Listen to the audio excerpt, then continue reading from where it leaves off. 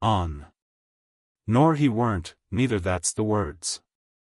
3 years he were the man of this island, light and dark, fair and rain, and sometimes he would maybe think upon a prayer, says you, and sometimes he would maybe think of his old mother, so be as she's alive, you'll say, but the most part of Gun's time, this is what you'll say, the most part of his time was took up with another matter.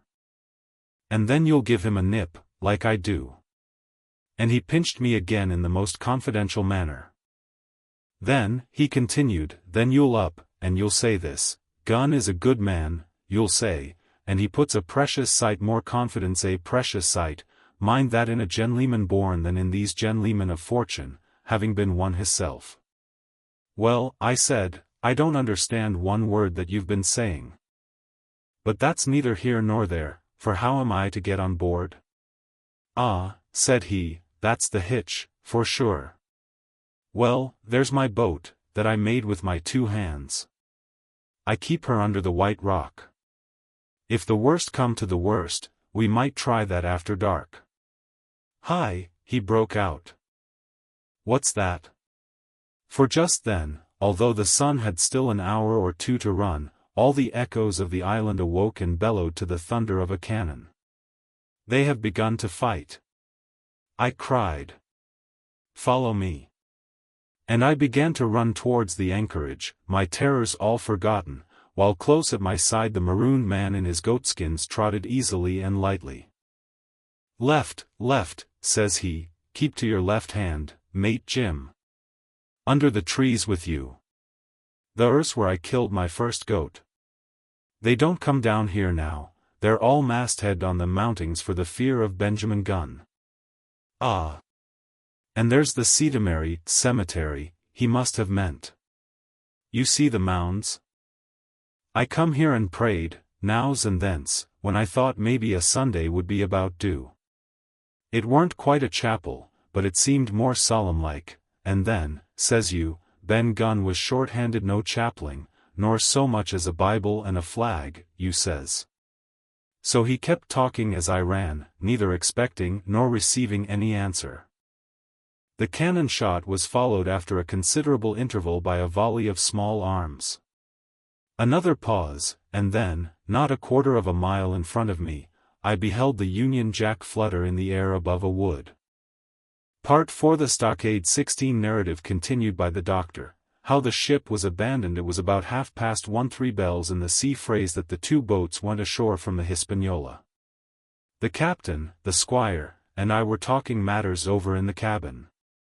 Had there been a breath of wind, we should have fallen on the 6 mutineers who were left aboard with us, slipped our cable, and away to sea. But the wind was wanting, and to complete our helplessness, down came Hunter with the news that Jim Hawkins had slipped into a boat and was gone ashore with the rest. It never occurred to us to doubt Jim Hawkins, but we were alarmed for his safety. With the men and the temper they were in, it seemed an even chance if we should see the lad again. We ran on deck. The pitch was bubbling in the seams, the nasty stench of the place turned me sick. If ever a man smelt fever and dysentery, it was in that abominable anchorage. The 6 scoundrels were sitting grumbling under a sail in the forecastle. Ashore we could see the gigs made fast and a man sitting in each, hard by where the river runs in. One of them was whistling Lillabolero. Waiting was a strain, and it was decided that Hunter and I should go ashore with the jolly boat in quest of information. The gigs had leaned to their right, but Hunter and I pulled straight in the direction of the stockade upon the chart. The 2 who were left guarding their boat seemed in a bustle at our appearance. Lillabolero stopped off, and I could see the pair discussing what they ought to do. Had they gone and told Silver, all might have turned out differently, but they had their orders, I suppose, and decided to sit quietly where they were and hark back again to Lillabolero.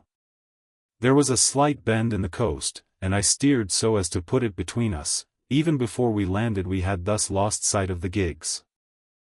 I jumped out and came as near running as I durst, with a big silk handkerchief under my hat for coolness' sake and a brace of pistols ready primed for safety. I had not gone 100 yards when I reached the stockade. This was how it was. A spring of clear water rose almost at the top of a knoll. Well, on the knoll, and enclosing the spring, they had clapped a stout loghouse fit to hold 20 of people on a pinch and loophole for musketry on either side. All round this they had cleared a wide space, and then the thing was completed by a paling 6 feet high, without door or opening, too strong to pull down without time and labor and too open to shelter the besiegers. The people in the log-house had them in every way, they stood quiet in shelter and shot the others like partridges. All they wanted was a good watch and food, for, short of a complete surprise, they might have held the place against a regiment. What particularly took my fancy was the spring. For though we had a good enough place of it in the cabin of the Hispaniola, with plenty of arms and ammunition, and things to eat, and excellent wines, there had been one thing overlooked: we had no water. I was thinking this over when there came ringing over the island the cry of a man at the point of death. I was not new to violent death. I have served His Royal Highness the Duke of Cumberland, and got a wound myself at Fontenoy, but I know my pulse went and carry one. Jim Hawkins is gone, was my first thought. It is something to have been an old soldier, but more still to have been a doctor. There is no time to dilly-dally in our work. And so now I made up my mind instantly, and with no time lost returned to the shore and jumped on board the jolly boat. By good fortune Hunter pulled a good oar. We made the water fly, and the boat was soon alongside and I aboard the schooner. I found them all shaken, as was natural. The squire was sitting down, as white as a sheet, thinking of the harm he had led us to, the good soul. And one of the 6 forecastle hands was little better. "There's a man," says Captain Smollett, nodding towards him, "new to this work.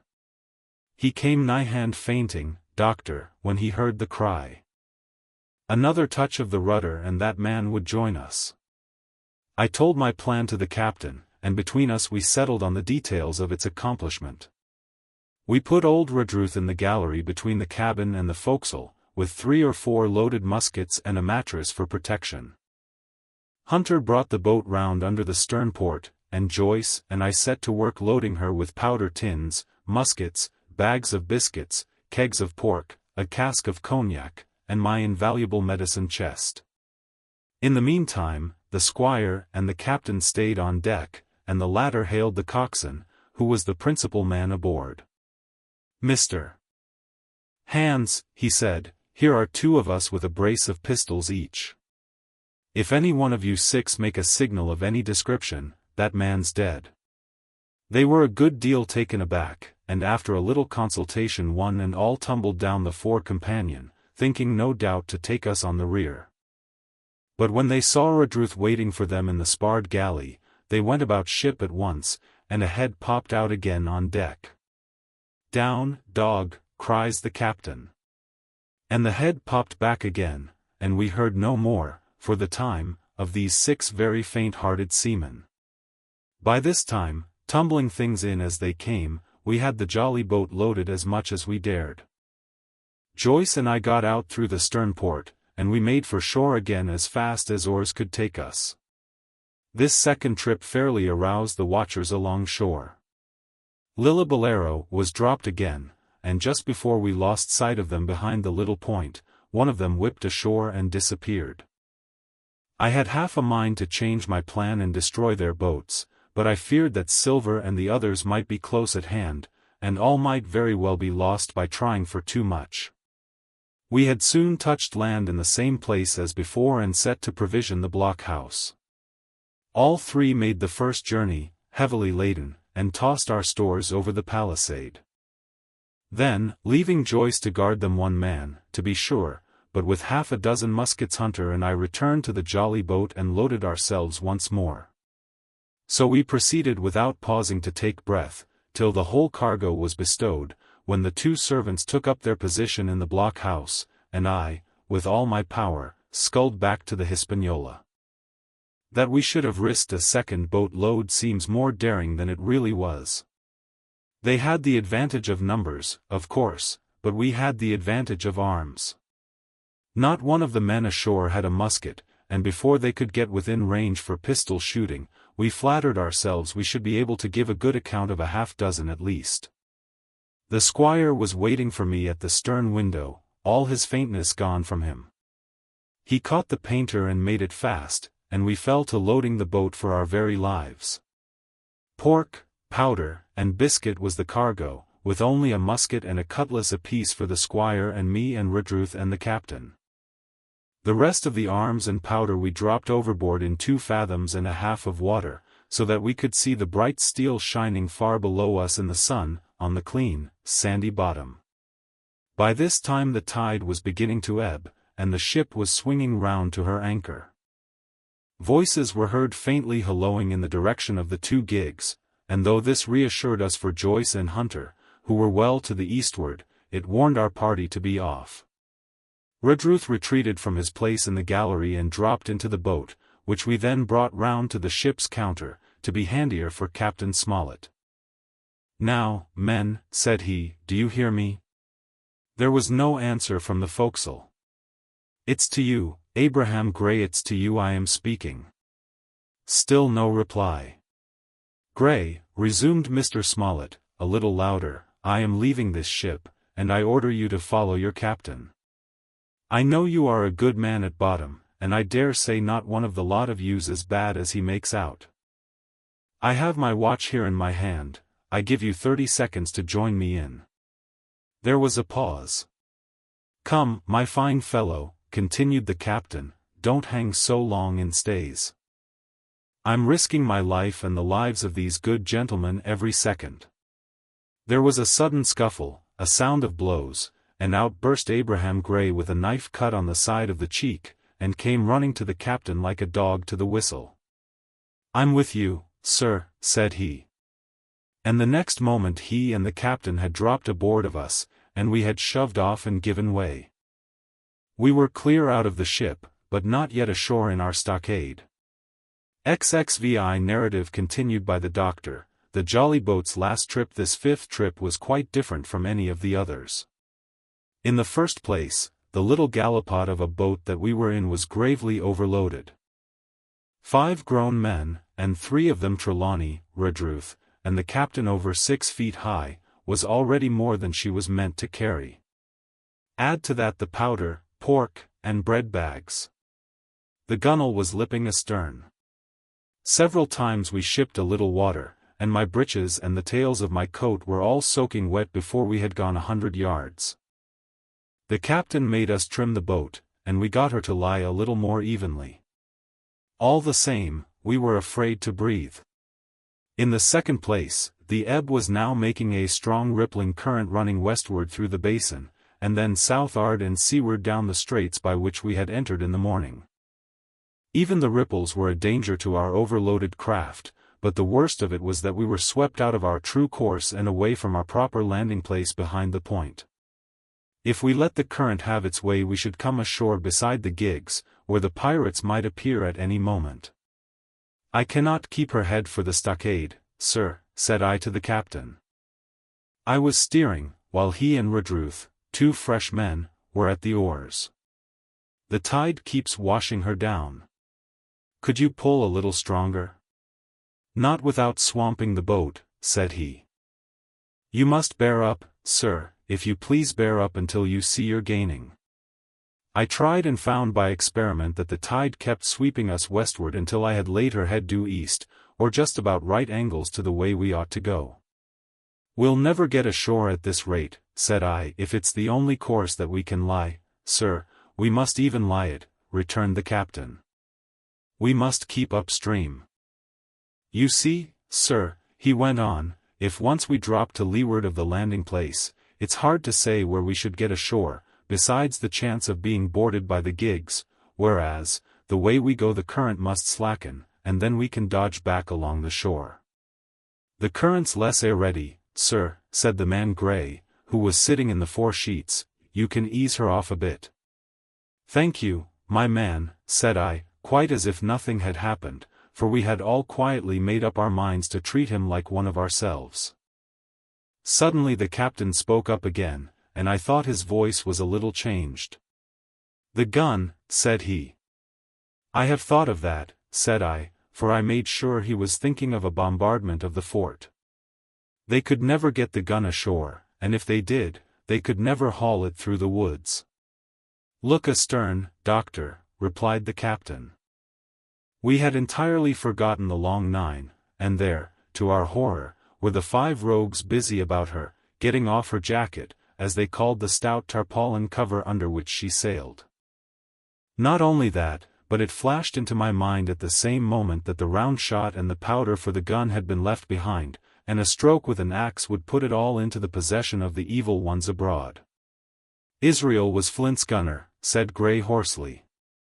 At any risk, we put the boat's head direct for the landing place. By this time we had got so far out of the run of the current that we kept steerage way even at our necessarily gentle rate of rowing, and I could keep her steady for the goal. But the worst of it was that with the course I now held we turned our broadside instead of our stern to the Hispaniola and offered a target like a barn door. I could hear as well as see that brandy-faced rascal Israel hands plumping down a round shot on the deck. "Who's the best shot?" asked the captain. "Mr. Trelawney, out and away," said I. "Mr. Trelawney, will you please pick me off one of these men, sir?" "Hands, if possible," said the captain. Trelawney was as cool as steel. He looked to the priming of his gun. "Now," cried the captain, "easy with that gun, sir, or you'll swamp the boat. All hands stand by to trim her when he aims."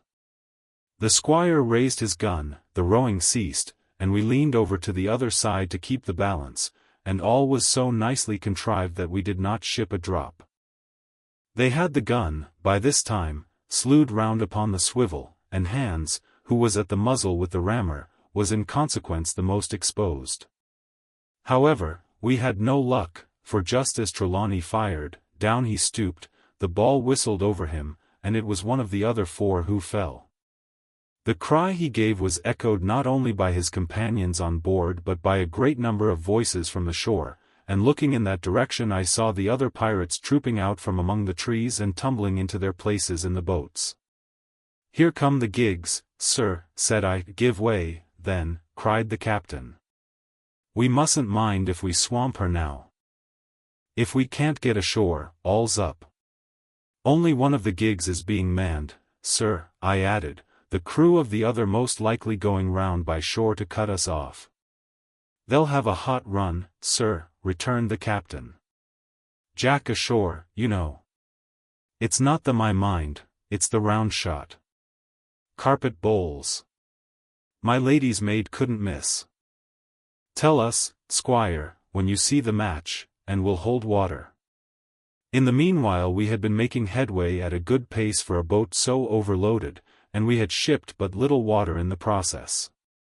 We were now close in, 30 or 40 strokes and we should beach her, for the ebb had already disclosed a narrow belt of sand below the clustering trees. The gig was no longer to be feared, the little point had already concealed it from our eyes. The ebb tide, which had so cruelly delayed us, was now making reparation and delaying our assailants. The one source of danger was the gun. "If I durst," said the captain, "I'd stop and pick off another man." But it was plain that they meant nothing should delay their shot. They had never so much as looked at their fallen comrade, though he was not dead, and I could see him trying to crawl away. "Ready," cried the squire. "Hold," cried the captain, quick as an echo. And he and Redruth backed with a great heave that sent her stern bodily under water. The report fell in at the same instant of time. This was the first that Jim heard, the sound of the squire's shot not having reached him. Where the ball passed, not one of us precisely knew, but I fancy it must have been over our heads and that the wind of it may have contributed to our disaster.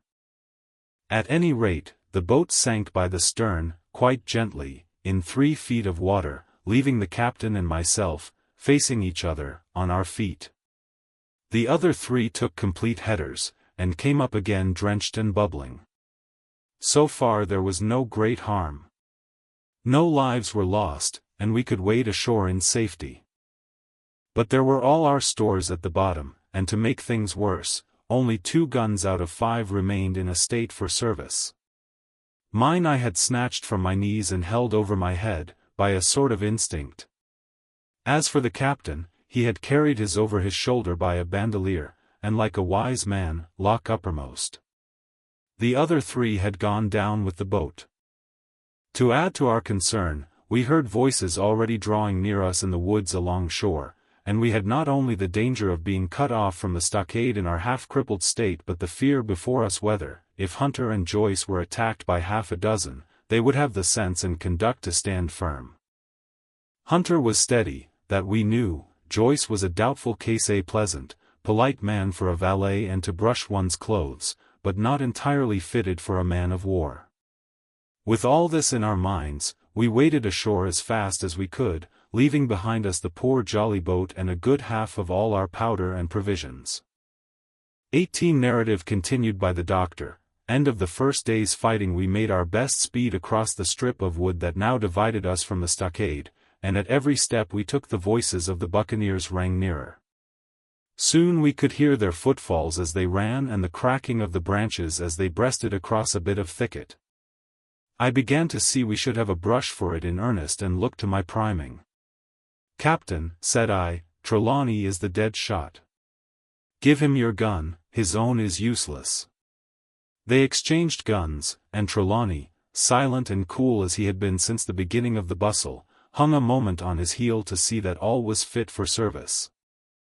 At the same time, observing Gray to be unarmed, I handed him my cutlass. It did all our hearts good to see him spit in his hand, knit his brows, and make the blade sing through the air. It was plain from every line of his body that our new hand was worth his salt. 40 paces farther we came to the edge of the wood and saw the stockade in front of us. We struck the enclosure about the middle of the south side, and almost at the same time, 7 mutineers Job Anderson, the boatswain, at their head appeared in full cry at the southwestern corner. They paused as if taken aback, and before they recovered, not only the squire and I, but Hunter and Joyce from the blockhouse, had time to fire. The 4 shots came in rather a scattering volley, but they did the business. One of the enemy actually fell, and the rest, without hesitation, turned and plunged into the trees. After reloading, we walked down the outside of the palisade to see to the fallen enemy. He was stone dead, shot through the heart. We began to rejoice over our good success when just at that moment a pistol cracked in the bush, a ball whistled close past my ear, and poor Tom Redruth stumbled and fell his length on the ground. Both the squire and I returned the shot, but as we had nothing to aim at, it is probable we only wasted powder. Then we reloaded and turned our attention to poor Tom. The captain and Gray were already examining him, and I saw with half an eye that all was over. I believe the readiness of our return volley had scattered the mutineers once more, for we were suffered without further molestation to get the poor old gamekeeper hoisted over the stockade and carried, groaning and bleeding, into the log-house. Poor old fellow, he had not uttered one word of surprise, complaint, fear, or even acquiescence from the very beginning of our troubles till now, when we had laid him down in the log-house to die. He had lain like a Trojan behind his mattress in the gallery, he had followed every order silently, doggedly, and well, he was the oldest of our party by a score of years, and now, sullen, old, serviceable servant, it was he that was to die. The squire dropped down beside him on his knees and kissed his hand, crying like a child. "Be I going, doctor?" he asked. "Tom, my man," said I, "you're going home." "I wish I had had a lick at them with the gun first," he replied. "Tom," said the squire, "say you forgive me, won't you?" "Would that be respectful like, from me to you, squire?" was the answer. "Howsoever, so be it, amen." After a little while of silence, he said he thought somebody might read a prayer. "It's the custom, sir," he added apologetically. And not long after, without another word, he passed away. In the meantime the captain, whom I had observed to be wonderfully swollen about the chest and pockets, had turned out a great many various stores, the British colours, a Bible, a coil of stoutish rope, pen, ink, the logbook, and pounds of tobacco. He had found a longish fir tree lying felled and trimmed in the enclosure, and with the help of Hunter he had set it up at the corner of the log house where the trunks crossed and made an angle. Then, climbing on the roof, he had with his own hand bent and run up the colors. This seemed mightily to relieve him. He re-entered the log house and set about counting up the stores as if nothing else existed. But he had an eye on Tom's passage for all that, and as soon as all was over, came forward with another flag and reverently spread it on the body. "Don't you take on, sir," he said, shaking the squire's hand. "All's well with him, no fear for a hand that's been shot down in his duty to captain and owner. It mayn't be good divinity, but it's a fact." Then he pulled me aside. "Dar. Livesey," he said, "in how many weeks do you and Squire expect the consort?" I told him it was a question not of weeks but of months, that if we were not back by the end of August Blandley was to send to find us, but neither sooner nor later. "You can calculate for yourself," I said. "Why, yes," returned the captain, scratching his head, and making a large allowance, "sir, for all the gifts of Providence, I should say we were pretty close-hauled." "How do you mean?" I asked. "It's a pity, sir, we lost that second load." "That's what I mean," replied the captain. "As for powder and shot, we'll do. But the rations are short, very short, so short, Dr. Livesey, that we're perhaps as well without that extra mouth." And he pointed to the dead body under the flag. Just then, with a roar and a whistle, a round shot passed high above the roof of the log house and plumped far beyond us in the wood. "Oh ho," said the captain. "Blaze away. You've little enough powder already, my lads." At the second trial, the aim was better, and the ball descended inside the stockade, scattering a cloud of sand but doing no further damage. "Captain," said the squire, "the house is quite invisible from the ship. It must be the flag they are aiming at. Would it not be wiser to take it in?" "Strike my colors," cried the captain. "No, sir, not I," and as soon as he had said the words, I think we all agreed with him. For it was not only a piece of stout, seamanly, good feeling, it was good policy besides, and showed our enemies that we despised their cannonade. All through the evening they kept thundering away. Ball after ball flew over or fell short or kicked up the sand in the enclosure, but they had to fire so high that the shot fell dead and buried itself in the soft sand. We had no ricochet to fear, and though one popped in through the roof of the log house and out again through the floor, we soon got used to that sort of horseplay and minded it no more than cricket. "There is one good thing about all this," observed the captain, "the wood in front of us is likely clear. The ebb has made a good while, our stores should be uncovered. Volunteers to go and bring in pork." Gray and Hunter were the first to come forward. Well armed, they stole out of the stockade, but it proved a useless mission. The mutineers were bolder than we fancied, or they put more trust in Israel's gunnery. For 4 or 5 of them were busy carrying off our stores and wading out with them to one of the gigs that lay close by, pulling an oar or so to hold her steady against the current. Silver was in the stern sheets in command, and every man of them was now provided with a musket from some secret magazine of their own. The captain sat down to his log, and here is the beginning of the entry: Alexander Smollett, master; David Livesey, ship's doctor; Abraham Gray, carpenter's mate; John Trelawney, owner; John Hunter and Richard Joyce, owner's servants, landsmen, being all that is left faithful of the ship's company with stores for 10 days at short rations, came ashore this day and flew British colors on the log house in Treasure Island. Thomas Redruth, owner's servant, landsman, shot by the mutineers; James Hawkins, cabin boy, and at the same time, I was wondering over poor Jim Hawkins' fate. A hail on the land side. "Somebody hailing us," said